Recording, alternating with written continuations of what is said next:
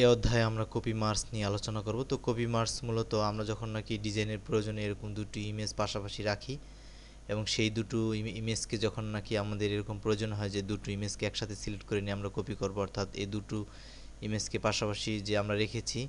এই পাশাপাশি দুটো ইমেজকে এখন আমরা একসাথে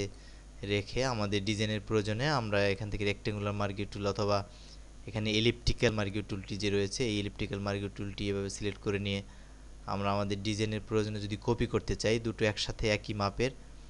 সেটি কিন্তু আমরা নর্মালি এভাবে যদি আমরা এখান থেকে কপি করি তাহলে কিন্তু হবে না। অর্থাৎ এখন যদি আমরা নর্মালি কপি করি তাহলে কিন্তু এখানে যে লেয়ার 3 তে যে ইমেজটি রয়েছে সেটি কিন্তু কপি হবে, এবং একইভাবে আমরা টু লেয়ারটি যদি সিলেক্ট করে কপি করি তাহলে শুধুমাত্র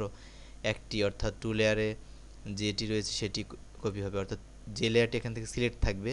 টু লেয়ার সিলেক্ট থাকলে টু লেয়ারটি কপি হবে এবং 3 লেয়ার সিলেক্ট থাকলে 3 লেয়ারটি কপি হবে। কিন্তু দুটো একসাথে এবং এই একই মাপের অর্থাৎ এলিপ্টিক্যাল মার্জিন টুলটির সাহায্যে আমরা যেভাবে সিলেক্ট করেছি আমাদের ডিজাইনের প্রয়োজনে আমরা যদি সেভাবে কপি করতে চাই তাহলে কিন্তু আমাদের একটি ভিন্ন উপায়ে কপি করতে হবে। তো এভাবে কপি করার জন্য কিন্তু আমরা এডিট মেনুতে চলে যাব এবং এখান থেকে কপি মার্কসে ক্লিক করব। তো কপি মার্কসে ক্লিক করার পরে কিন্তু অলরেডি আমাদের কপি হয়ে গিয়েছে। তো কপি হয়ে যে গিয়েছে এটি দেখার জন্য আমরা এখন লেয়ার প্লেটে চলে আসবে এবং এখান থেকে যে দুটো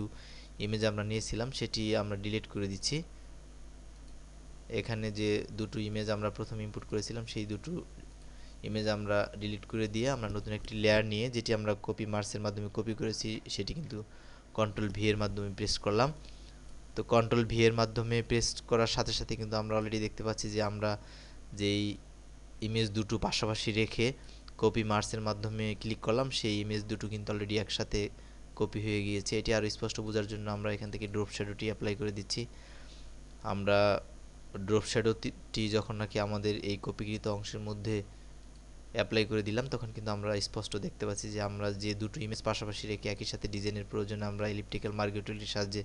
সিলেক্ট করে কপি মার্কসের মাধ্যমে কপি করেছি সেটি কিন্তু অলরেডি পাশাপাশি এভাবে